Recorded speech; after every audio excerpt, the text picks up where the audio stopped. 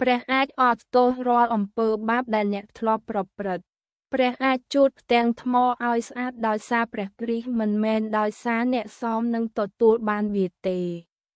ត្បិតដោយព្រះគុណចូលនិយាយដោយសេចក្តីជំនឿហើយមិនមែនមកពីខ្លួនឯងឡើយ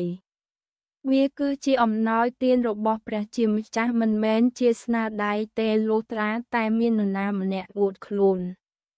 អេផេសូ 2:8-9 អ្នកមិនអាចធ្វើដំណើរទៅស្ថានសួគ៌បានទេហើយអ្នកក៏មិនអាចទិញផ្លូវទៅស្ថានសួគ៌បានដែរព្រះមិនផ្លាស់ប្តូរទេទ្រង់មិនផ្លាស់ប្តូរនៅក្នុងសេចក្តីស្រឡាញ់របស់ទ្រង់ព្រះស្រឡាញ់អ្នកព្រះយេស៊ូវបានសុគតសម្រាប់អំពើបាបរបស់អ្នកហើយបានឈ្នះសេចក្តីស្លាប់